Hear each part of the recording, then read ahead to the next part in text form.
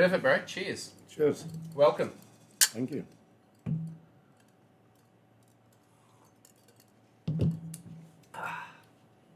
Tasty. Yeah. Mr. Conor Roe, Yes. welcome to the Breadcrumb Mojito podcast. So, your background is engineering, fabrication, Yeah. welding, everything like that. Yeah. Moved all the way over from Ireland to here. Yeah. Family, all that jazz. Yeah. How's that journey been for you? How did you get started in the trade?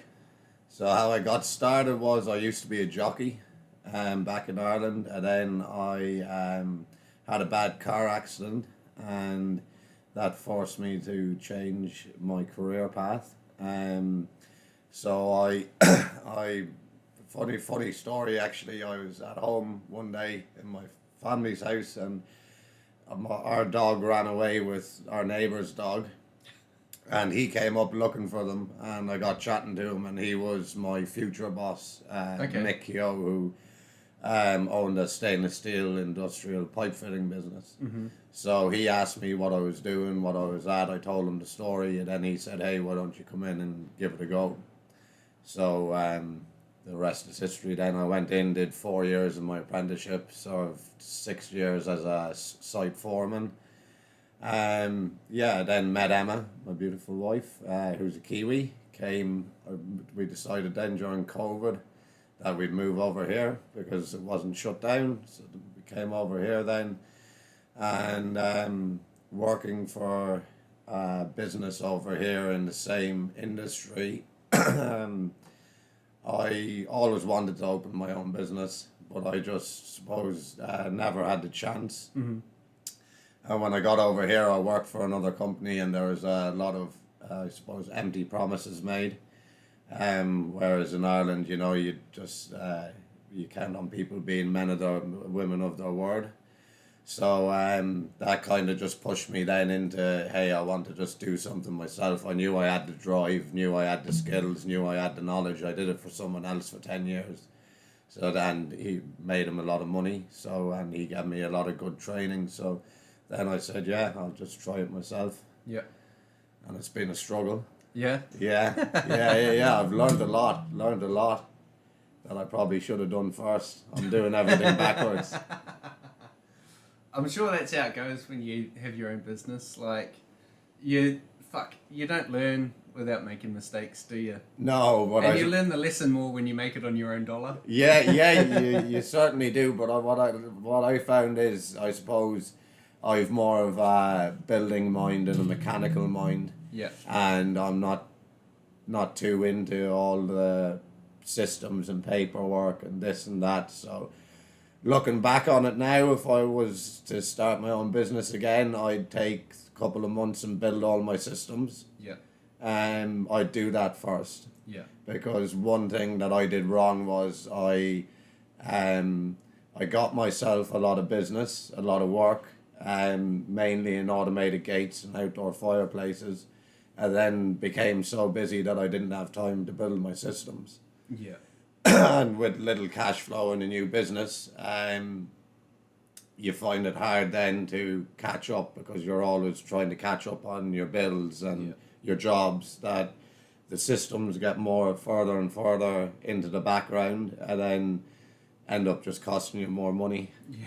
So if I was to do it again, I'd start with my systems. Yeah. Yeah. Yeah. Any particular type of system? Quoting systems in particular, like I suppose the way we did it back home, we still had a system, but in my old company, we just used to tally up our bits and bobs and just throw a figure at it. Yeah. Which is where I started. But then I found that, like we make simple gates, just rectangular, to ones with fancy curves and decorative stuff in them.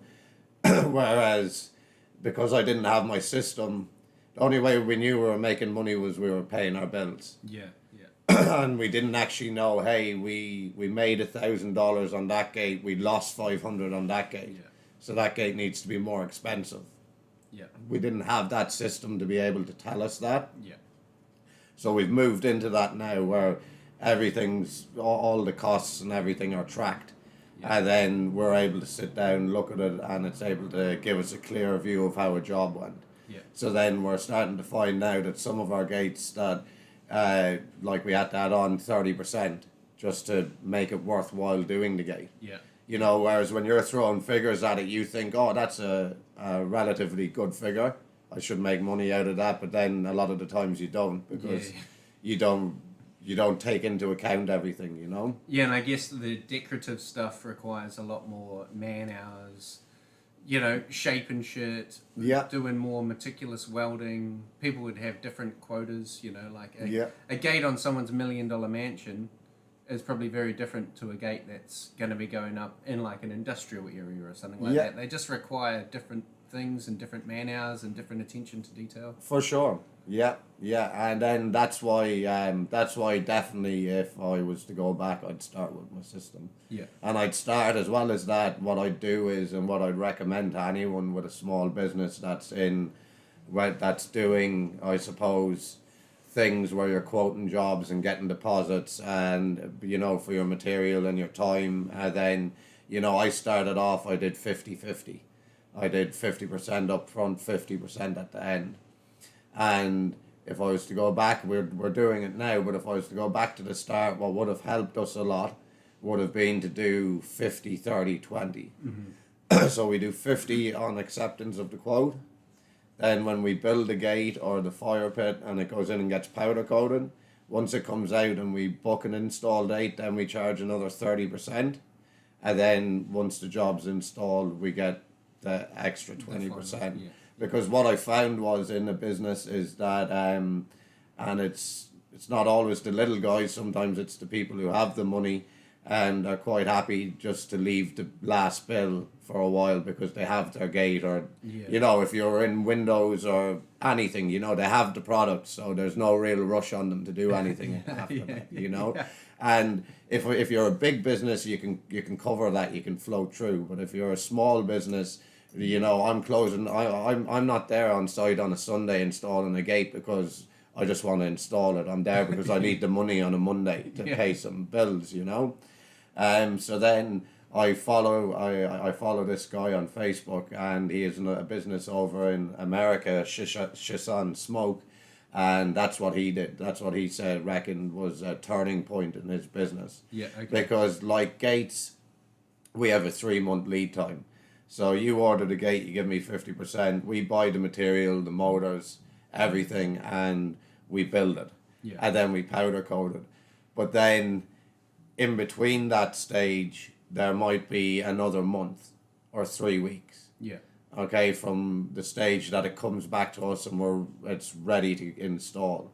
But then the problem is the gate, your material has been paid for, and like 50% a lot of times in what we do doesn't cover your material and everything else, you know. So then we were finding then that we were, you know, let's say we did 6 gates in a month. We had a $8,000 powder coating bill, 15 or 20 grand automation bill, but none of them were installed yet. Yeah.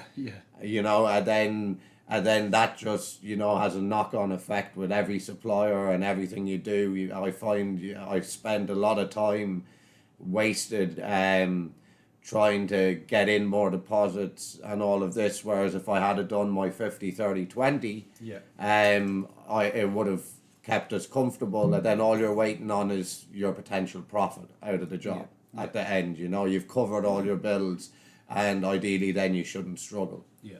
So that's something I definitely recommend to anyone starting a business. Is not to do 50-50. Yeah, fair enough. Here we go again. It's ad time. But don't hit that skip button just yet.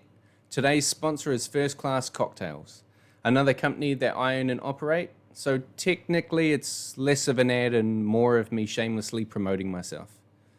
You know what's better than a great cocktail? A great cocktail with no effort. Meet First Class Cocktails, New Zealand's premier provider of premium bottled, ready-to-drink cocktails. We're talking about perfectly balanced flavors, made with the finest ingredients, and all you have to do is pour, sip, and enjoy. From timeless classics like the martini and the old-fashioned, to bold new creations like our pineapple and chili margarita, First Class Cocktails ensures every drink feels like a first-class experience. Whether it's a night in or a party out with friends, we've got your cocktail game covered. Order now at firstclasscocktails.com and raise your glass to effortless luxury. First Class Cocktails, because every moment deserves to feel first class. Fair enough. So when you started the business, you say you would have taken a couple of months to get systems in place and everything like that. Yeah. How quick was the turnaround from like the idea that you're going to do it yourself to the day the doors were open and you were trying to book your first job? Probably a week. Okay, yeah. So I'm probably I started the business in March of 2021 with $3,000. Yeah. No tools, and in what we do, you need a lot of machinery. You need a lot of things to be able, expensive machinery, to be able to create the things you want to create for people. So I think I left my old job that I had here on a Friday, and by the following Wednesday, I'd subleased a little section in one of my mates' units in Tarapa. And I just went into a little corner. Yeah. And I just started advertising. And my dad lent me a little bit of money just to make some prototypes of fire pits and that. And we went doing that. And then we just spent probably the last 2.5 years spending everything we make on buying the tools and machinery. Yeah. And now we're here. Now we're at that pivoting point where we're not buying a tool every week, and we're not without a tool, because if you're without something, your job's harder. Yeah. If we get to a job and we need a Kango, but we don't own a Kango, we have to go rent a Kango, and that's the money and your time. Yeah. What's a Kango? A Kango just breaks out concrete out of the ground. So we might go to install 2 gate posts, and then we get down and we find the builder had an excess thing of concrete, so just biffed it in the ground. Yeah. And then you need to, which is unforeseen problems. Yeah. So then that's what my last boss really instilled into me, is that you need to, if you use a tool more than once a week, buy it. Yeah, okay, fair enough. Don't rent it. So then, but it was a pretty quick turnaround. I just went, after I left my job, I went home, spoke to my wife, who was 4 months pregnant at the time. And we'd spent a lot of money moving to Ireland, bringing all our gear. From Ireland to here. A dog, yeah, over to here, and we came over during COVID, so we had to do the managed isolation, which I wasn't a resident, and all of that. So and we got married just before we left Ireland, so it was all a big expense. So we had kind of agreed that I'd go in and work for someone else for a couple of years, and we'd save up our money, and then I'd started. Mm-hmm. And I suppose I got a bit disheartened by the empty promises from my previous job, and I hadn't been anywhere else. Yeah. I'd never worked. It wasn't like I was a guy that gets bored after 2 years and says I want to find a different work. I'd been there for 10 years, and I was happy, and then my next boss just let me down in a month. Yeah. And then I suppose that just gave me the drive then to, hey, I want to do it myself. Yeah.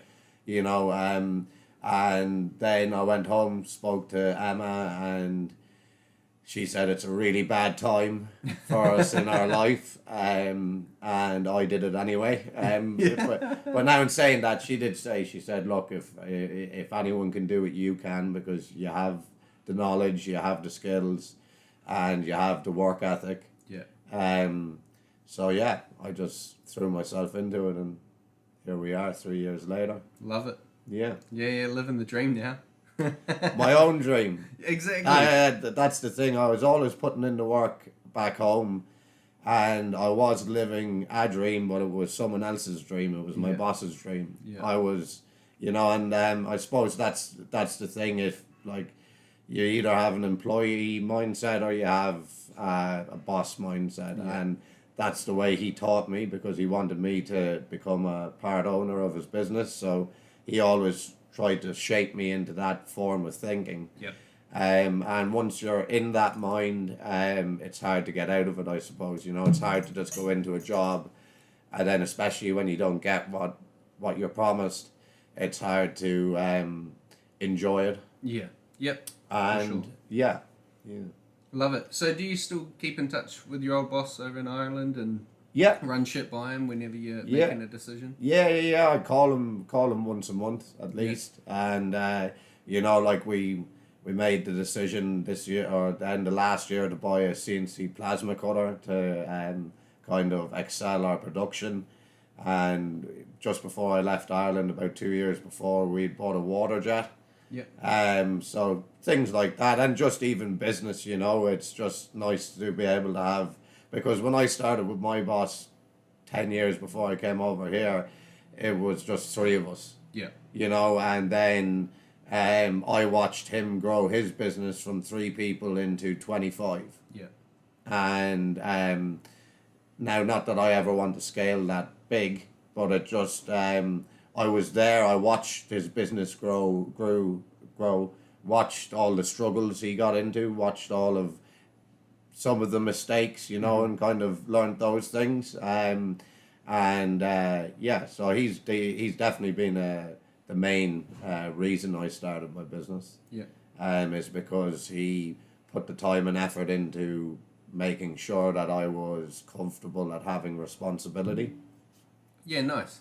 And and having your own project is just way more fun. Oh, it's amazing, you know, like we used to make some incredible things back in Ireland, and it's great, but it goes out, you know, Pipe Limited was the name of the business, but you go out there and then, you know, you work really hard for months and months and months on this project, and it's all done, and you know, no one's looking at O'Connor and the lads did such a good job. They're just looking at, you know, Pipe did a good job, you know, which is that's just the way of employee life, you know. Yeah. Your boss pays you so you can build this stuff and make the money. Yeah. You know, like the only reputation for yourself in their eyes is what they think of you. Yeah. You know, Yeah. And that's the most important thing then for them, and the rest of it is just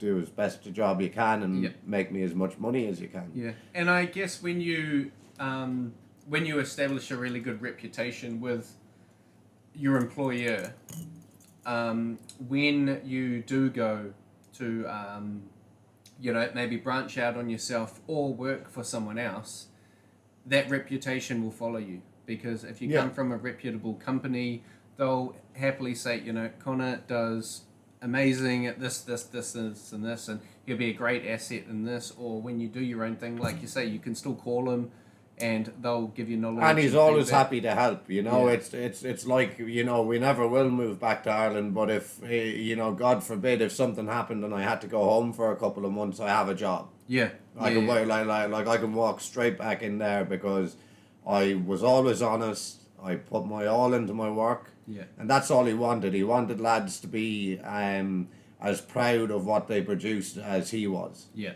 You know, where in not just tacking something together, welding it up that it looks crap and just sending it out just to get it done. You know, if it wasn't right, it got remade. Yeah. If the weld was bad, it got cut off. Yeah. You know, and that costs more money, but that's the way he held his reputation as a business. Yeah. And that's what we do here, you know, like we do that, and it's, you know, if we make a couple of $100 less on a job for a customer to be completely satisfied, that's what we do. Yeah. And I find people like that. People are happy to recommend you when you've done that little bit extra for them. And not necessarily come back with a whole heap of variations, you know, and just agreed to do all these things and then come back and say, oh, it's an extra $2,000. Yeah. You know? Yeah. And it takes years to build a reputation and 30 seconds to destroy it. Yes. You know, you put one dodgy gate in that doesn't work. Mm-hmm. Bad news always spreads faster than good news. Yeah. And it will just run through the rumor mill. Yeah. And everyone will be like, Roe Engineering. Yeah, and then that's why, you know, quality is is the most important thing, you know. And I think some businesses lose sight of that. They focus more on just making money. Yeah. Which, look, every business has to do, but I find that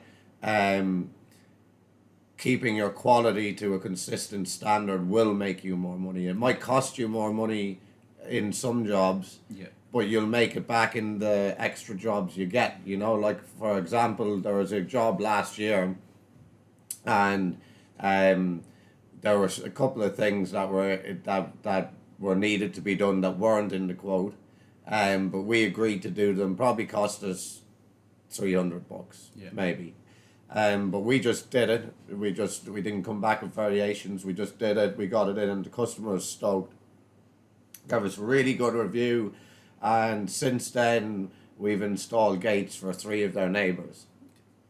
And that just kind of proves that if you are willing to do things like that, you know. Now, I'm not saying compromise and lose everything you're doing on the job. There comes a stage where you have to say, hey, look, this is completely different to what we quoted. Yeah. But then there's also some grey areas where they didn't know it needed to be done, and we didn't know, and then it was just, you know... Like the hidden concrete. Hidden concrete, you know. Like, I'm not going to go and charge a customer an extra $80 for a Kango. You know, and an hour's labour to Kango it out because it's... You know, no one knew it was there. Yeah. You know, now if I dug down and it was a concrete slab, you know, that was like, you know, you're gonna be spending a day at it. Then you know you need to talk. But we facilitated them, and we got the gate in, and they were stoked. And then they just went and talked to all their friends and all their neighbours, and then we have 4 gates within 100 meters of each other. Yeah, love it. You know? That's great. Yeah. Well known in the neighborhood. Yes. Yeah. But then, you know, and but that's the thing, you know. You help one person, they might know 50. Yeah. And then if then let's say we got 3 jobs out of that one person. Yeah. Those 3 people know 50 people. Yeah. Maybe 100 people. You know, and so you think. You know, I think people get very stuck up on the one person and the one job, you know, and what am I getting out of this, and what I'm making out of this. Yeah. And they forget to see the potential for the network of people that they know. Yeah. You know? Yeah. Do you see that as a downfall of a lot of other people that, you know, were in your position 3-4 years ago, starting their own little business and being so focused on just who they're dealing with? And, you know, wanting to make sure that they don't lose anything on that one deal, that they shoot themselves in the foot in the future. Yeah. It's we had a job recently that we went to that a company, I won't name the company, but anyway, a company had installed at a government facility, and they put it in, and they just, you know, from the gate they put in and the way they put it in, they were under pressure. They just threw the gate in, and then it only opened twice. And then they ended up in a row with them and said, you know, we're not going to pay you your last money until you fix the gate because it's not working properly. And they said, we're not fixing the gate until you pay us. Yeah. Mexican standard. And then that blew up into a big thing, and relationships were lost. And then maybe 5-6 other companies had been brought in to fix this job, and all just said it was too much work, that they weren't going to touch it and this and that. And I went in and just, I suppose, redesigned some of the framework and stuff, to just structurally make it more sound. And then even the people at this company didn't think that we were going to be able to fix this problem, because 5 people had come in and said, no, we're not going to do it. Yeah. And they probably just didn't want to, because it was just a little bit messy trying to fix someone else's work and this and that, and then it's on you if it doesn't work and things like that. But the big thing is backing yourself, you know. Like, I went there, like, that's one thing I do. If I don't think I can do a job, I'll just walk away from it. I'll say, hey, sorry, I can't do it. Yeah. But 99% of the time I'll back myself because I know I can do it, or if I can't, I know people who will help me. I know people who give me the knowledge on it. And then anyway, so through that then, a company, quite a big company, lost out on quite a big contract. Yeah. And then we came in and did it, and then because they just got to get in, threw it in, just wanted to get it in and walk away, and not fix the little problems that they had, because for them to go back and fix it might have been a couple of grand out of 60. Yeah. So it wasn't in my eyes it wasn't it was a small amount of money to lose a big relationship over. Yes. Yep. And now we've gone in and formed that new relationship, and we get all the work. Yeah. And then we're also getting work, just as kind of an overflow to people who know these people in this company. Yeah. Yeah. And like you mentioned like government contract, like government has a lot of places. Yeah. It's not really a relationship that you want to sour in a hurry, like normally you pull out all the stops. Yeah. And then on the flip side of that, I know with other people in the trades that whenever they get a government job, they kind of have the mindset of like, let's just fucking rinse them. Yeah. But it's government money. Let's do it as cheap as possible and charge them the highest quote we possibly fucking can. For sure. And look, a lot of the times they get away with it. Yeah. And they can get away. Look, they would have got away with that if it had just opened and closed properly. Yeah. And it was a crappy frame and whatever. They still would have got their pay. Yeah. But it didn't function. Yeah. After 2 uses, Whereas even with me, like with our business and our gates and what we do, like if there's an issue after a gate's installed, we go back, we fix it. Yeah. If there's something that's not right, we go back, we fix it. Because it only takes one very unhappy customer to bring down your reputation. Yeah. And then once you get one review or one person that has had a bad experience, it puts that level of doubt into everyone else's mind. You can have 100 good reviews and one bad one, really bad one. Yeah. And people will go on and see them, and then they'll look at that bad one. Yeah. And then that puts a level of doubt into their mind. Yeah. That and they'll pile on. Yeah. And then even the people that gave good reviews will be like, yeah, I also had an issue like that. Yeah. And they start dropping their own shit. And then all of a sudden you've got 30 unhappy people. Yeah. And you're like, fuck, I thought 29 of you were happy. Yeah. Yeah, no, it just like, it goes from bad to worse real quick when that starts to happen. Yeah, for sure. Brace yourselves. It's sponsorship time. I know ads can feel like the Broccoli podcast, but today we're talking about the Bar Society, a company I own and operate. So think of it as supporting my broccoli farm. This goes out to all cocktail lovers and hospitality pros. Are you ready to elevate your drinking experience?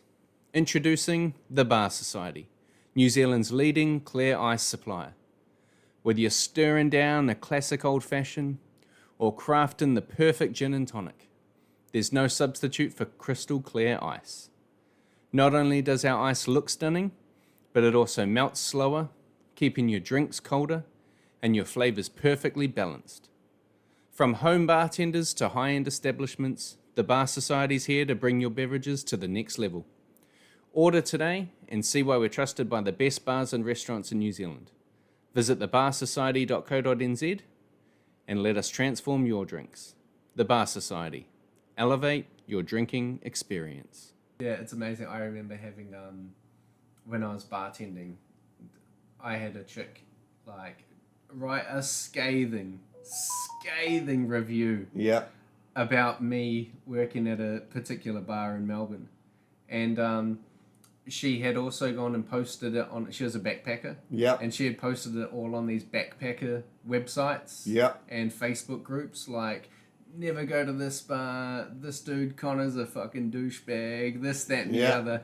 And I think overnight, in a 12-hour period, she wrote a review standing at the bar looking at me. Yeah. And overnight we ended up with 47 1-star reviews. Yeah. With people calling for me to be fired and everything like that. And people that had never fucking been in the venue. Yeah. We're all piling on. Well, all it having starts a issues. trend, you know. 100%. Yeah. You know, it just fucking... And then people are happy to give out because one person has, you know. Exactly. And everyone will find and then look for the issues and do all that sort of shit. It's incredible how social media and the review process can just snowball in the wrong direction. It can do great things and then do very bad things. Yeah, for sure. I remember being so fucking like disappointed and embarrassed. Like I was like, everything I was doing was legitimately above board. Yeah. Like there was nothing out of pocket. I was on the bar with 4 other people that were all on the same mindset. Yeah. And fuck, it just went from bad to worse. And I was talking to my boss. I was like, bro, have I hurt the business by this? And he was like, a little bit, I think. Yeah. I was like, fuck. Yeah. What a dickhead. And it really, my boss was like, I would have done and said the exact same thing that you said. Yeah. Like, wouldn't have done anything. Oh, look, and some people there's no pleasing. Yeah, for you know, and all you can do is the best you can do to do your job properly. And then after that, if they don't like the business or the service, then that's their opinion. Yeah. You know, and just some people like to just have shitty opinions. Yeah, for sure. Now, when you and I first met, because like we're both based in Hamilton. Yeah. Based in our little, what would you call this, industrial area type thing? A little section of units. And you're one of the first people I spoke to. Yeah. And I had just rocked up. We were just getting our equipment set up here at the factory. And I was in all my snow gear. Mm-hmm. Milling up and down the front. Having I can't remember if I was having a cigarette or talking on the phone or something. Yeah. And you pulled over and introduced yourself and we got chatting. And ever since then, we sort of clicked. Yeah. And it was about that time you were working on a huge like barbecue pit fireplace for a client down in the South Island. Mm-hmm. That was fucking intense. Yeah. Because you had like, was it like kebab rotisserie and a chicken rotisserie? Yeah. Argentinian grill that lifted and lowered. Lifted up and down, and it had an automated smoker in it. You could simultaneously turn 12 skewers with a motor. It also had a main skewer on the grill that went up and down, and also automated temperature control on it. Yeah, so you could access all that from your phone. Yeah. So basically, the client wanted to be able to go play a game of golf or go to the pub and at the same time be doing a 24-hour low and slow. Yeah. But he wanted to make sure that when he's out doing these things that it's not consistently in his mind thinking, I wonder is it still at temperature? I wonder is it too high? I wonder is there enough smoke? Yeah. So we made it just very simple and easy to use that you just set it on your phone what you're cooking and just those parameters and how much smoke you want, and it just does it for you. Yeah. It was fucking cool. Yeah. It was which is another reason why I wanted to start my own business is because I have quite a creative mind. Yeah. And I do all my own CAD drawing. So which is another thing that my boss taught me and paid for me to learn. And then that just means that I can design products that could cost other companies potentially like, 20, 30 grand. Yeah. And multiple reviews. I can just design at home at night time sitting on the couch. Yeah. And I can walk in the next day and cut it. And that's got to make shit way handier. Yeah, and it's and especially in starting the business, there wasn't that cost, because someone wants a gate or a fire pit, I send them a rendered model of the gate they'll get at those measurements with a rough render of their entrance. Yeah. So then they visually see the product because some people can't visualize, we get some customers and some customers order a gate, pick the style, and you don't hear from them until you arrive. Yeah. And then some other customers, they'll ring you every second day wondering have they made the right choice. Yeah. And Whereas the 3D modeling just really helps people visualize what they're going to get. Yeah, yeah. And I guess, like, you know, coming from like a novice that doesn't know fuck all about engineering or anything, but when it comes to gates, there's only got to be limited options, you know? Like, it's either on a hinge and it opens with 2 or 1. Yeah. Or it's on a motor and it slides. And that's a 2 or a 1. Yeah, well, you'd think that because you have your swing, which you have a single swing or a double leaf swing, but then you also have, like the gate we set up in the workshop, a bifolding gate. Yeah. So if you don't have enough room for 2 gates to swing open, because it might cut off a parking area, yeah, you know, you have a gate that can, let's say a 4 meter gate that when it opens, it folds into 2 meters. Okay, yeah. So then it saves you that space and it's not sticking way out into your car park or whatever. Yeah. And then you go sliding gates, you know, we can do sliding gates that go around a curve. Yeah. So if you don't have, let's say you want a 4 meter gate and you have you don't have 4 meters at the side, you have 2. Yeah. So that's not going to work. A 4 meter gate can't slide into a 2 meter gap. Yeah. So, you know, we can put a radius track on the ground and sectionally make the gate that when it opens it turns the corner and gets out of the way. Yeah. So in terms of gates, you know, like people think it's as simple as swing or slide, but there's quite a lot of variance in it. You know, some people want in a sliding gate, some people are happy just to have a track on the ground that the gate rolls on. Some people don't want it, they want it cantilever, so it has to slide out with no track. So is that all about weight? Yeah, so it all comes down to, there's just in our automation suppliers, they provide us with a kind of formula that allows us to calculate the counterweight on the side and things like that we need. Okay, yeah. So do you have a favourite thing that you like to build in terms of the gates? Good question. Top up? Yeah, I will, please. I suppose in terms of gates, the ones I quite like are the ones where someone doesn't come to me and says, I want this gate. Yeah. Off your website. They come to me and they say they have a million ideas in their head. And they say, I like the style of this one, but I also like this, and this. And they give me like 10 photos. Yeah. And they want me to help them design the gate. Yeah. You know, which is, that they're my favourite kind of gates. And they're not always the highest paying, but they're the... There's craftsmanship in it.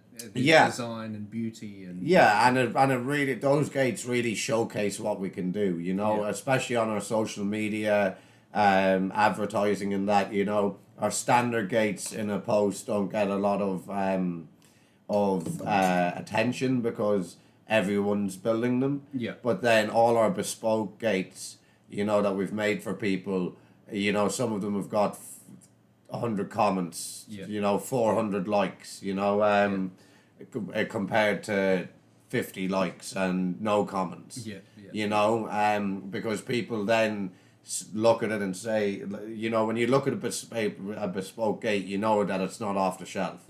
You can look at the gate and you know, you're like, that's not just a gate that someone stocks 100 of them, you know. And then that also gives the customer that satisfaction of having something no one else does.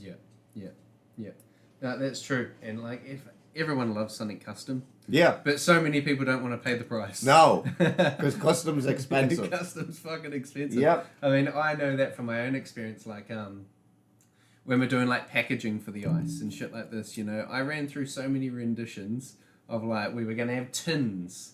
And then we're going to have vac sealed pouches, and then we went from the pouches into another type of vac sealing thing, and then we were like, oh fuck, everything's so damn expensive. We'll just go a cardboard box. And then the cardboard box doesn't work. And you're like, fuck, now I have to look at this expensive option. And it's just the way it is. And then when we were looking at pouches, it's like, okay, we want a particular size of ice and a particular quantity in this, Yeah. and we've got 3 different ranges, Yeah. and they don't all fit the same thing. And No. so then it's all the bags are custom, and this is custom, and it just, becomes an exercise in spending money. Yeah. And you're like, okay, you got to find a super efficient, super cheap option. And once we hit a certain level, then we can indulge Yeah. in, refining the packaging and things like that. And I guess people, do you think people buy gates because of the beauty of them, or do they buy it because of the security and safety of them, or do they buy it for, whatever reason? In the last year, probably security. Yeah. People are just, a lot of people are getting robbed. I had a customer at the start of last year come to me and wanted a gate. We gave them the price, and they kind of just went away from the idea of having an automated gate. But then he rang me the day after New Year's Day and said, hey, we need you out as soon as you can just to re-quote the gate. We got robbed last night. They took my gun safe, took all my machinery out of the shed, TVs, laptops, everything. Fuck. So then that's someone wanting security, and a lot more people want security these days. But then you get some people that it's just aesthetics. Yeah. They want that little bit of security, but it's not a driving force for them. It's just a stop. A lot of people get people that, especially in rural areas, that'll just come up and turn around and drive back out. Yeah. Yeah. They've never been robbed, but they just don't like people coming into their space. Yeah. Yeah. And another one is animals. Okay. Animals are kids. Yeah. We get a lot of grandparents, retired people that, they're not really worried about anything, only for their grandchild cycling out in the busy road and getting knocked down. Yeah. Yeah. Yeah. And and they're at that stage in life where they don't want to keep opening and closing a gate. They don't have a gate for that reason, but then they want to keep their grandchildren safe, so they'll say, hey, we'll put in an automated gate. Or people with dogs, a lot of people have dogs. That's why I put an automated gate at my house. First thing I did when I moved over here is because we brought Lockie, our German Shepherd, with us, and I said I'm not getting out of the car every single day in the rain and all of that just to close a gate. Yeah. Yeah. So we put in an automated gate, and it's brilliant. Yeah. Because then we know he's always secure. No one will ever forget to close the gate. Yeah. Or leave it open unintentionally. Yeah. So has it got like a sensor that like lasers across the driveway, and then once the vehicle's out of the way, it automatically shuts? Yeah. Yeah. So you don't. So automated is like completely, you don't have to touch it. There's sensors, as opposed to something that has like a the old school like garage door opener when you're like bloop and it opens and bloop and it shuts. Yeah. Whereas like you still have to give it a command to open it. Okay.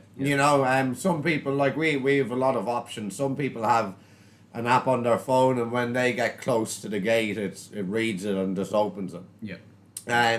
We do exit sensors. It's like, getting into your property, you're always going to have to do something. Generally, what people do is we install a phone app. Okay. And we put a SIM card in the gate, so people can ring their gate. Someone could be, I could be in Ireland, and someone could ring me and say, hey, have a parcel for you here. I'm at your house. I can ring the gate. It'll open. And then when they walk out and they're gone, it'll just automatically close. Yeah. What does the gate say to you? Hello, this is Gate speaking. No, it's not that smart. It just hangs up on me. Yeah, very rude, but still opens the gate. Oh, shit. I've seen some cool things, like ones that had like weight sensors. Yeah. As a vehicle would roll onto it, and it just depresses a section of the ground. Yeah. And then, oh yeah, sweet as, someone's here, ready to come in. Yeah, so that's like a loop sensor. And I suppose we go a little bit more away from them now into above ground sensors. Yeah. So is that because they can be tricked? No, they can all be tricked. But in reality, they can. But that's just the thing about them. But what what we find as well is it's like what you were saying about custom, you know, and it being expensive. Yeah. In-ground loops are quite expensive because you need to put wires over back in the concrete, and it has to go in when the concrete's being laid. Whereas some people, they don't necessarily know they want the gate when they're putting down their concrete. Yeah. Yeah. So then if you want an in-ground pressure sensor, we have to go cut the slab apart, re-pour it, it'll never look like it did. Yeah. Whereas an E-loop wireless one can go 50 meters, so it can go far enough down your lane that no one sees it. Yeah. Yeah. And then it just works like a giant magnet. When it senses a huge piece of metal driving over it, it opens your gate. Yeah. Yeah. That's pretty handy. Yeah. Fucking gotta love a magnet. Yeah. So it's all there's like gate automation is really advancing, you know, like we have this new motor now that we put in the post that holds the gate. Okay, yeah. So then, because we used to get it, well, we still do with the odd customer, they're picky to the extent that they don't like the colour of the motor that you're going to put on the gate. Okay, yeah. And is there anything you can do about that? For warranty issues, no. Okay, yeah. So we could take it apart and re-powder coat it, but then that voids the warranty. Yeah, okay. Because we've dismantled the whole unit. Yeah. And put it back together. Like, we're allowed to service them, but we're not allowed to completely strip it apart. Yeah. Then, so our in-post motors, they go into the post that we put in. So basically, what colour is the motor going to be? Any colour you want. Yeah. Because we just get the post powder coated any colour you want. Yeah. Yeah. Or the colour is of your gate, and then you don't get that kind of thing, you know? All right, team. It's that time again. Sponsor advertisement time. Look, I know ads can feel like one song on repeat, but today's sponsors are the Bar Society and First Class Cocktails. If you've listened this far through the podcast, you already know that they're two companies that I personally own and operate. So hey, if you're rolling your eyes, at least roll them over to our websites and get ready to take your cocktail experience to the next level. Imagine this: First Class Cocktails premium bottled drinks paired with the Bar Society's crystal clear ice. It's a match made in cocktail heaven. Whether you're hosting a dinner party, impressing guests at a wedding, or just treating yourself to a well-deserved drink, these two brands will bring you everything you need for a flawless pour. First Class Cocktails delivers unbeatable flavor, while the Bar Society adds the perfect touch of elegance with slow-melting, pristine ice. Why settle for ordinary when you can create extraordinary? Head to firstclasscocktails.com and thebarsociety.co.nz to order today. Together, we'll elevate every sip. First Class Cocktails and the Bar Society. The perfect pairing for your perfect pour. So previously you would have like a big motor At the side of it. at the side of it, and that would drive it. And then you'd have your post holding the gate. Okay. Whereas now we don't, we just have a post. Yeah. Yeah. And the motor's in the post. Yeah. Yeah. That's it. Does it make it harder to get to it to do any servicing? Not servicing, they're brushless motors, so servicing is basically, there is none. Yeah. Yeah. Give it like an old Mega Drive. Yeah. Yeah. So yeah, there you go. Yeah, so it's they're quite simple, but it's just the wiring on the inside's a little bit harder, but it gives all together it gives a way neater job. Yeah. And we can pre-wire all like the E-loop, the GSM, any extras that are going into the gate. We can pre-wire them into the gate that we get to site, and we just 4 dynabolts and the post is in the ground, motor, everything's wired up. That we then just have to put power in. Yeah. Instead of going to site maybe in the rain and then having to just get wet and trying to strip wires, do electrical work in the rain, which a lot of the times you can't do. Like if you're at that stage of the gate and the rain's coming down, you just the customer just waits. Yeah. Whereas these, all that wiring work and everything now is done in the workshop. Yeah. In the nice dry area, and then we just go put one thing in the ground and that has 10 things in it. Mm-hmm, mm-hmm. Yeah. Nice. So, you said brushless. That raises a question for me. What the fuck does brushless mean? Because nowadays, every tool that comes out that's new is all brushless. Brushless this, brushless that, whether it's a fucking toothbrush or a chainsaw. Mm-hmm. What are brushes? So brushes are they're like these little metal things that go into a motor, and I don't know the exact terminology of them. Yeah. But basically it's like a gearbox. Okay. Essentially, that's like, and it's the brushes are like what's on the like on the outside of your motor that's making it spin. Oh, the brushes make the motor spin. Yeah. Okay. And then if you have those, they can wear out. Okay. It's like on the Are they in contact turning it, or is it like a magnetic? They're on, on the outside, and it like makes it Whereas like DeWalt or some cheaper tools you get, like they'll give you 5 brushes in the box Yeah. because and like when someone's giving you 5 of them in the box, they're gonna go. Yeah. But then with the brushless equipment, because in a motor, motors can go for many like 20 years. Yeah. Without needing anything. But a lot of the time the brushes will wear out. Okay. Whereas when you're going with brushless, that's why everything's brushless, and it's more expensive because they're not going to get you as a repeat customer. Your tool's going to go from lasting you 2 years to 10. Yeah. So that's why you pay more, is because like a lot of products are sold. So it's not that it costs more; it's just that the company's not getting as much repeat business on that particular tool. It would cost more to make. Okay. Yeah, it's a different motor. Yeah. And that, but in terms of like the price point, I'd say doesn't quite reflect what it would cost to turn it into a brushless system. Okay. So can you transition things from? I know this probably isn't your realm, but transition a brushed motor into a brushless motor? I don't think so. Don't think so. No. A completely different. Not setup. as far as I know. Yeah. Yeah. Fair enough. You just buy something brushless or you don't. Yeah. Yeah. Yeah, I've always wondered what the fuck all that meant.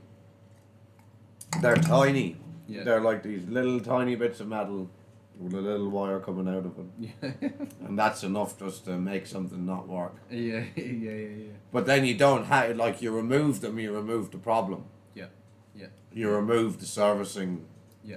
From Okay, so all of the brushless motors that now go in the in-post gates, they just require less servicing, Less servicing. maintenance. Like we still recommend to everyone that you do a yearly service. Yeah. And like a yearly service, we have a fixed rate for it, and what we try and do is we try and do them all in one area. Yeah. So you're like, everyone's sharing the cost of travel and this and that. We try and make it as cheap as So possible. your 4 gates that are all in 150 meters. We'll service them all in the one day. Yeah.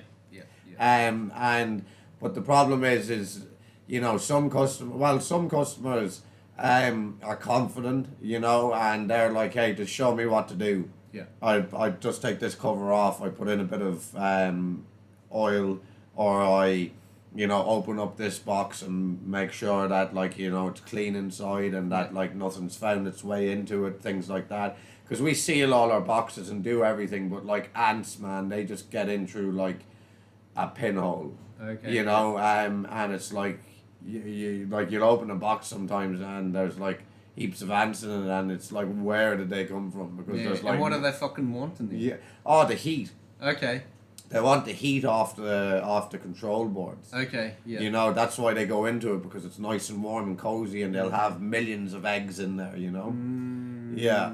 So some customers, we don't force anyone to do it. We don't say, hey, look, it's not like buying a car. You have to service it every year now, or your warranty's gone. Yeah.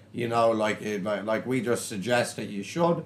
Some people just get us to show them how to do it, and then some people are just like, hey, I'll just get you to do it. Yeah. And it's pretty easy. Yeah, and it's just it stops the potential problems. Yeah. So like it's like like you could say, hey, I'm not going to service it at all, even myself. You could go 5 years. Yeah. Or you could say I'm not going to service it myself, and you might get 2 and a bit, and then the next thing your gates won't open, or they'll be opening fucking in crazy times and just mad sequences. We had that with a customer, and he was like, "Why are they doing it?" And then we went out, and it was just because there was just heaps of ants in it, and they were all over the board, and they like create a circuit.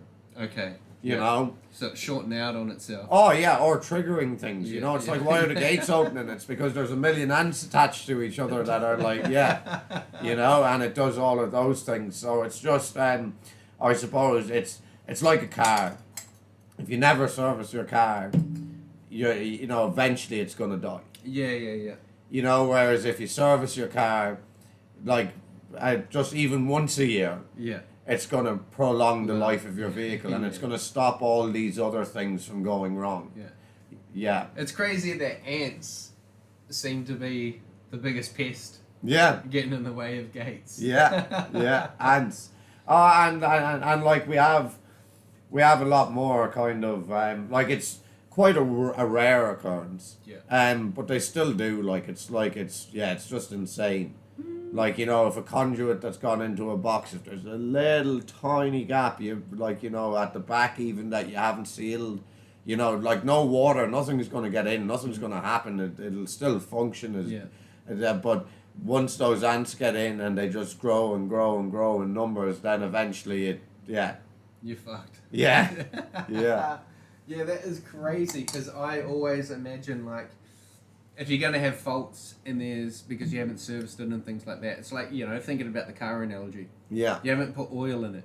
Yeah. There's no water in it. There's no coolant or anything. Like when there's no water in the window wipers, they don't work. No. And so all these little things, but you always think environmental will be one of the biggest sort of factors to get in the way. Yeah. Not ants. Yeah. Yeah, that's crazy. Ants, yeah. Yeah. Like even, like mice and rats and things like this, like they chew wires and they do all this sort of other stuff.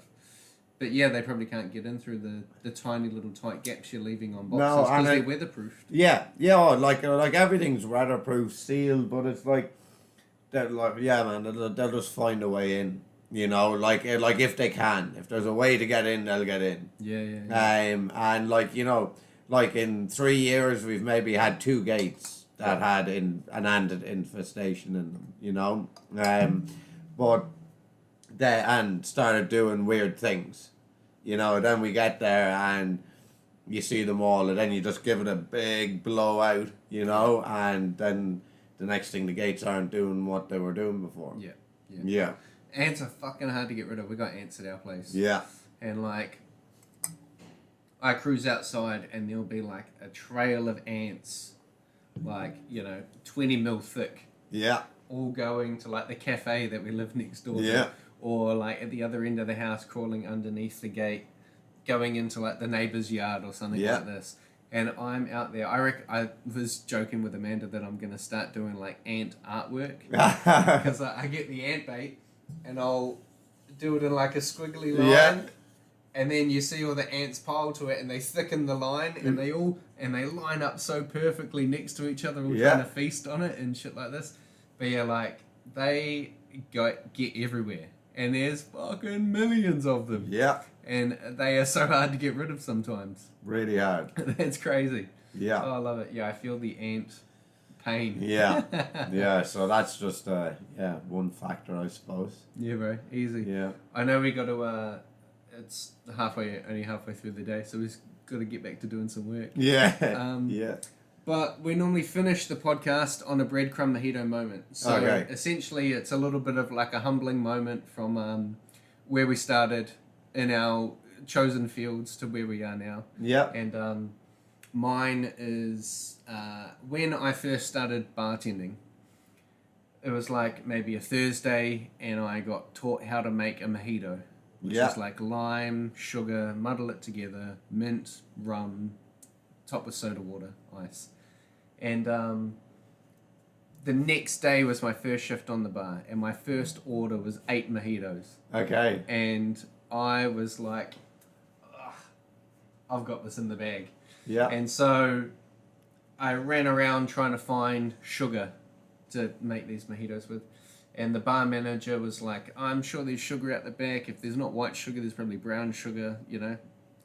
And I found this bag of brown sugar, and then I made these drinks, and they looked like a muddy, horrible mess.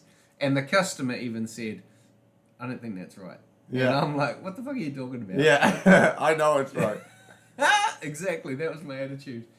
And it turns out that I had muddled breadcrumbs Oh. into it instead of brown sugar. Okay. And so, coming from such a abysmal start, making a breadcrumb mojito, I like up it. until now, you know, making different cocktails and doing the ice, and had a relatively successful hospitality career. Yeah. What would you say is a breadcrumb mojito moment for you? A breadcrumb mojito moment.